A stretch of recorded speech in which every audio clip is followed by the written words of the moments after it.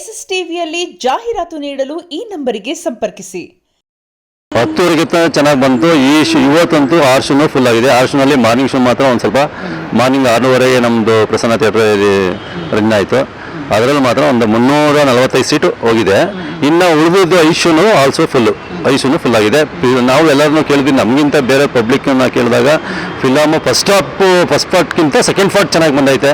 ಆದರೆ ಆ್ಯಕ್ಟಿಂಗ್ ಅಂತೂ ತುಂಬ ಅದಕ್ಕಿಂತಲೂ ಎಮ್ಮರ ಅಂತಾರಲ್ಲ ಆ ರೀತಿಲಿ ಚೆನ್ನಾಗಿ ಮಾಡಿದ್ದಾರೆ, ಸೂಪರಾಗಿ ಮಾಡಿದ್ದಾರೆ ಸರ್. ಆದರೆ ನೀವು ಅನ್ಕೊಂಡಿದ್ದೀರಿ ಸರ್, ಕಾಂತಾರ ಬಂದಾಗ ಇದು ಬರ್ಬೇಕು, ಇನ್ನೊಂದು ಚಾಪ್ಟರ್ ಬರಬೇಕು ಅನ್ನೋಂಥದ್ದು ನೀವು ಅನ್ಕೊಂಡಿದ್ರೆ, ನಿರೀಕ್ಷೆ ಇಟ್ಕೊಂಡಿದ್ರ, ಬಟ್ ಆ ನಿರೀಕ್ಷೆ ಇವತ್ತು ಮುಟ್ಟುತ್ತಾ ನಿಮ್ಮ ಪ್ರಕಾರ ಅಂತ? ಹೌದು. ಹೆಂಗೆ ಅಂದರೆ ಪಾರ್ಟ್ 2ಗಿಂತ ಇನ್ನು ಪಾರ್ಟ್ 3 ಮಾಡ್ತಾರೋ ಏನೋ ಗೊತ್ತಿಲ್ಲ. ಆ ಮಟ್ಟಿಗೆ ಇದು ಪಾರ್ಟ್ 5 ಆದರೂ ಆಗ್ಬೋದು, ಆ ಮಟ್ಟಿಗೆ ಮಾಡ್ಕೊಂಡು ಹೋಗ್ತಾ ಇದ್ದಾರೆ. ಇದಂತೂ ಸೂಪರಾಗಿ ಮಾಡಿದ್ದಾರೆ ಸರ್. ಸೆಕೆಂಡ್ ಪಾರ್ಟ್ ಅಂತೂ ಅದೇ ಹೇಳಿದ್ವು ಎಮ್ಮರ ಹತ್ರ ಅದು ಆ್ಯಕ್ಟಿಂಗೇ ಅವರು ಹೇಳ್ತಾ ಇದ್ರಲ್ಲ, ಮಿಸಸ್ನೇ ನಿನ್ನೆ ನೋಡಿ ಕಣ್ಣಲ್ಲಿ ನೀರು ಹಾಕ್ಬಿಟ್ರಂತೆ, ಆ ಥರ ಆ್ಯಕ್ಟಿಂಗ್ ಅವ್ರಿಗೆ ಗೊತ್ತಿಲ್ಲ. ನಮ್ಮಲ್ಲಿ ಅವ್ರದ್ದು 1-2 ಫಿಲಮ್ ಹಾಕಿದ್ವಿ, ಆದರೆ ಅದು ಸುಮಾರು ಅಂತ ಹೇಳ್ಕೊಳ್ಳೋ ಅಂತ ಇರಲಿಲ್ಲ. ಆದರೆ ಈ ಥರ ಈಗ ಹೇಳ್ಕೋಬೇಕಂದ್ರೆ ಕನ್ನಡದಲ್ಲಿ ತುಂಬ ಸೂಪರಾಗಿ ಮಾಡಿದ್ದಾರೆ ಸರ್.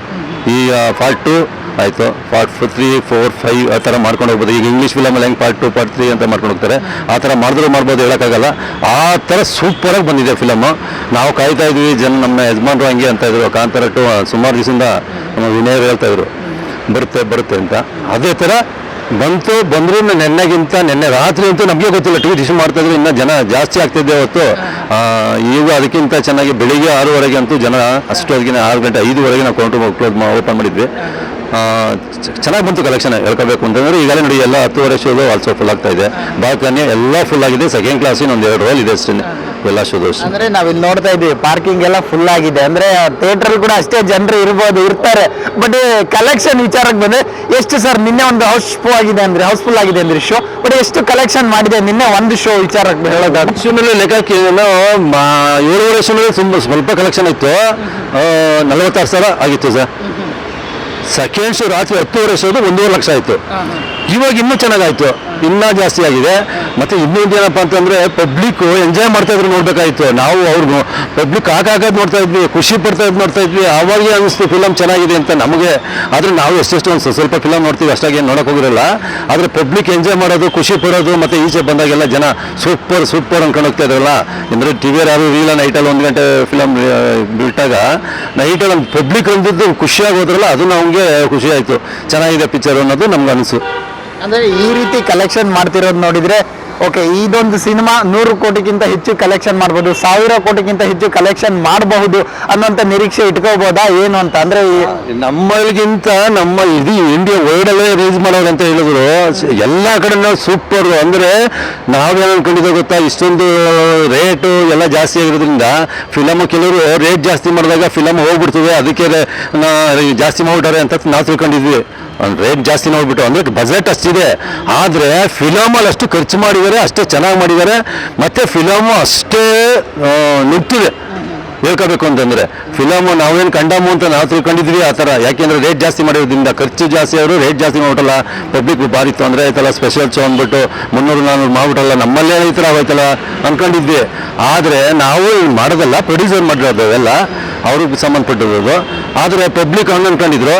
ಆದರೆ ಯಾವುದೂ ನೋಡ್ತಾ ಇಲ್ಲ ಜನ, ದುಡ್ಡಿನ ಬೆಲೆಗೆ ನೋಡ್ತಾ ಇಲ್ಲ. ಆದರೆ ಫಿಲಮ್ ನೋಡ್ತಾ ಇದ್ರೆ ಮಾತ್ರ ಫಿಲಮ್ ಚೆನ್ನಾಗಿದೆ. ಒಬ್ಬೊಬ್ಬರು 5-10 ಈ ಥರ ಟಿಕೆಟ್ ತೊಗೊಂಡ್ರಲ್ಲ, ನಾವು ಅದೇ ಅಂದ್ಕೊಂಡ್ವಿ ಖುಷಿಯಾಗಿ. 7 ಗಂಟೆ ಅಷ್ಟು ನೋಡಿ ಫುಲ್ ಡೆಲ್ಲಿತ್ತು. ಏನಪ್ಪ ಹಿಂಗಂತಲ್ಲ ಅಂತ ನಾವು ಅಂದ್ಕೊಂಡಿದ್ವಿ. ರಾತ್ರಿ 10:30 ಶೋದಂತೂ ಸೂಪರ್ ಲೆಕ್ಕಕ್ಕೆ 3 ಪಟ್ಟು ಜಾಸ್ತಿ ಆಯಿತು, 1.5 ಲಕ್ಷ ಆಗೋಯ್ತು. ಅದು ಬರೀ 46,000 ಅಂತಂದರೆ ಇದು 3 ಪಟ್ಟು ಅಂದರೆ 1.5 ಲಕ್ಷ ಆಗೋಯ್ತಲ್ಲ. ಅವಾಗ ಅಂದ್ಕೊಂಡ್ವಿ ಫಿಲಮ್ ಚೆನ್ನಾಗಿದೆ ಇರುತ್ತೆ. ರಾತ್ರಿ ನಮಗೆ ಫ್ರೀ ಆದಾಗ ಒಂದು ಸ್ವಲ್ಪ ಹೋಗಿ ನೋಡಿದಾಗ ಪ್ರೇಕ್ಷಕರು ಸೂಪರ್ ಏನು ಎಂಜಾಯ್ ಮಾಡ್ತಾ ಇರೋದು ನೋಡಿದ್ರೆ ಅದನ್ನೇ ನಮ್ಗೆ ಅಂದ್ಕೊಂಡಿದ್ದು.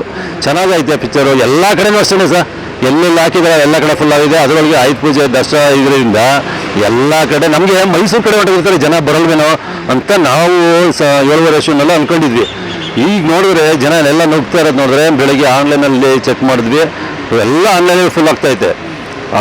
ಫಿಲಮ್ ಚೆನ್ನಾಗಿ ಬಂದೈತೆ, ಜನ ಚೆನ್ನಾಗಿ ತಗೊತಾ ಇದ್ದಾರೆ, ಜನ ನೋಡ್ತಾ ಇದ್ದಾರೆ ಅಂದ್ಕೊಂಡ್ವಿ ನಾವು. ಇದೆಲ್ಲ ನೋಡ್ತಾ ಇದ್ರೆ ನಮ್ಮ ಕನ್ನಡ ಇಂಡಸ್ಟ್ರಿ ನೆಕ್ಸ್ಟ್ ಲೆವೆಲ್ಗೆ ತಗೊಂಡು ಹೋಗುವಂಥ ಸಿನಿಮಾ ಅಂತ ಅನ್ಸುತ್ತೆ. ಅಂದ್ರೆ ಯಾಕಂದ್ರೆ ಪ್ರತಿಯೊಬ್ಬರು ಸಿನಿಮಾ ನೋಡ್ಕೊಂಡು ಬಂದ ಆಡಿಯನ್ಸ್ ಇದೇ ಹೇಳ್ತಾ ಇದ್ದಾರೆ. ರಿಷಬ್ ಶೆಟ್ಟಿ ಅವರ ಆಕ್ಟಿಂಗ್ ಆಗಿರೋದು, ಸ್ಕ್ರೀನ್ ಪ್ಲೇ, ಡೈರೆಕ್ಷನ್ ಬಗ್ಗೆ ಎಲ್ಲ ಸಾಕಷ್ಟು ಜನರು ಮಾತಾಡ್ತಿದ್ದಾರೆ.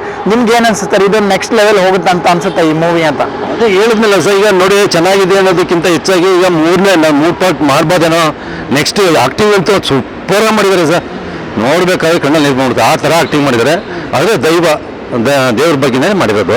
ನಾವು ಎಲ್ಲ ಹೇಳ್ತಾ ಇದ್ರು ಯಾವುದೋ ಎಫೆಕ್ಟ್ ಆಗ್ತಾ ಇದೆ, ಅವಾಗ ಪೇಪರ್ಲೆಲ್ಲ ಬಂತಾ ಇತ್ತಲ್ಲ, ಫಿಲಮ್ದೇನೋ ಪ್ರಾಬ್ಲಮ್ ಆಗ್ತಾ ಇದೆ ಅಂತ ಅನ್ನೋರು.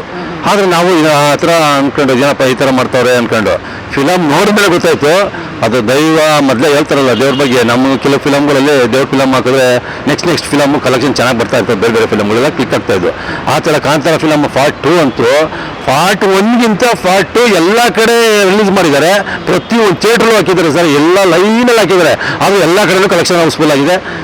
ನಮ್ಮಲ್ಲಿ ಆಗಲಿ ವೀರೇಶ್ ಆಗಲಿ, ಅಂಜನ್ ತೆಲುಗು ಹಾಕಿದ್ದಾರೆ, ಮತ್ತು ನಮ್ಮ ಮಾಲಲ್ಲಿ ಹಾಕಿದ್ದಾರೆ, ಹಂಗೆ ಮತ್ತು ವಿಕ್ಟ್ರಿಲಿ ಹಾಕಿದ್ದಾರೆ. ನಮ್ಮ ಸರೌಂಡಿಂಗಲ್ಲಿ ನೋಡಿ ನವರಂಗಲ್ಲೂ ನಿಲ್ಸಿದ್ರು, ನವರಂಗಲ್ಲೂ ಸ್ಟಾರ್ಟ್ ಮಾಡ್ಕೊಂಡಿದ್ದಾರೆ ಅವರು. ಈಗ ಎಲ್ಲ ಕಡೆ ಕಲೆಕ್ಷನ್ ಇರೋದ್ರಿಂದ ಫಿಲಮ್ ಚೆನ್ನಾಗಿದೆ. ಅಂದರೆ ಎಲ್ಲ ರಜಾ ಇರೋದ್ರಿಂದ ಅಂತೂ ತುಂಬ ಚೆನ್ನಾಗಿ ಬಂದೈತೆ ಸರ್ ಫಿಲಮ್. ಹೇಳ್ಕೋಬೇಕು ಅಂತಂದರೆ ಫಿಲಮ್ ಇದು ಎಷ್ಟು ದಿವಸ ಹೋಗ್ತೀವಿ ಅಂತ ಹೇಳೋಕ್ಕಾಗಲ್ಲ, ಅದು 100 ದಿವಸ ಮೇಲಾಗ್ತೀವಿ ಅಂತ ಹೇಳ್ತೀರಲ್ಲ, ಆ ಥರ ನಮ್ಮ ಮಿನಿಮಮ್ ಈಗ ನೋಡಿ ದಸರಾ ಸ್ಟಾರ್ಟ್ ಆಯ್ತಾ, ದೀಪಾವಳಿಗಿಂತೂ ಕಲೆಕ್ಷನ್ ಸೂಪರ್ ಬರ್ತದೆ. ಆಮೇಲೆ ಹೇಳ್ಕೋಬೇಕು ನೋಡಬೇಕು sir. Okay sir, thank you sir. Thank you sir. SS ಟಿವಿಯಲ್ಲಿ ಜಾಹೀರಾತು ನೀಡಲು ಈ ನಂಬರಿಗೆ ಸಂಪರ್ಕಿಸಿ.